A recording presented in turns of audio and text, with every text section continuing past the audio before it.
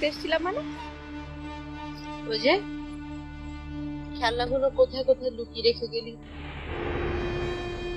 তোর কি ধারণা খেলনাগুলো লুকিয়ে ফেলে আমি সবকিছু ভুলে যাব?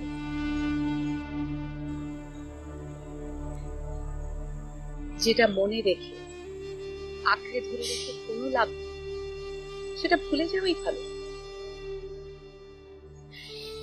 সেটাকে ফেলে দেওয়া উচিত, ছেড়ে দেওয়া উচিত। আচ্ছা, তোর কি মনে হয় তোর এই চেহারাটা দেখতে কি আমার ভালো লাগছে? আমার কত কষ্ট হচ্ছে তুই কি জানিস? 15টা বছর ধরে তোকে আমি চিনি। আমি আমি কখনো তোর এই চেহারা দেখিনি, দেখতে চাইও না। সেই জন্যই বলছি, সব কিছু ভুলে যা, সব। আবার নতুন করে শুরু কর। সব ঠিক হয়ে যাবে। আমি আসছি।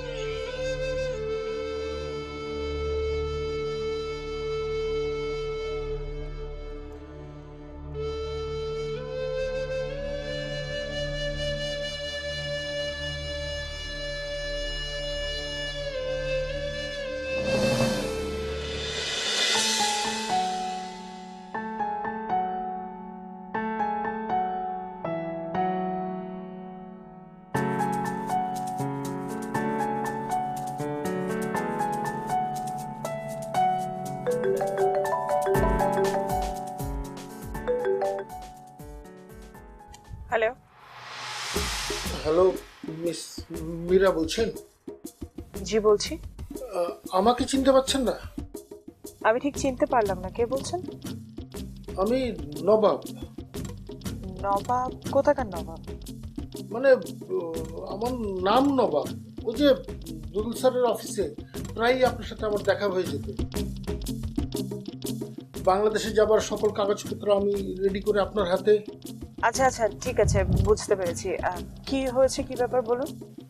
মানে একটা জরুরি বিষয় ছিল। জরুরি ব্যাপার? বলুন। বিষয়টা জরুরি তো, তাই চাচ্ছিলাম ফোনে না বলে যদি সামনাসামনি আপনার একটু সময় হতো। খুব জরুরি ব্যাপার হলে বলুন, কথা পেঁচাচ্ছেন কেন? নবাব জরুরি বিষয়ে কথা বলতে চাইছে, তার মানে নিশ্চয়ই দুদুলের ব্যাপারে কিছু বলবে।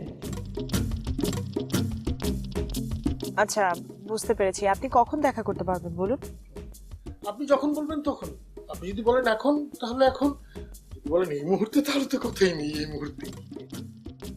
ওকে ওকে, ঠিক আছে। আপনি তাহলে তো অফিসে আছেন, আমি অফিসে আসছি। না না, অফিসে না, এইসব কথা অফিসের ত্রিসীমানার মধ্যেও না। ও, অফিসে বলবেন না? তাহলে তো আপনাকে আসতে হবে আমি যেখানে আছি। আমি ম্যানহাটনের আশেপাশে আছি, আপনি ওখানে চলে আসুন। জি জি, ওই যে ঘোড়া গাড়িগুলো থাকে না, ওখানে। ওকে, এসে ফোন দেবেন।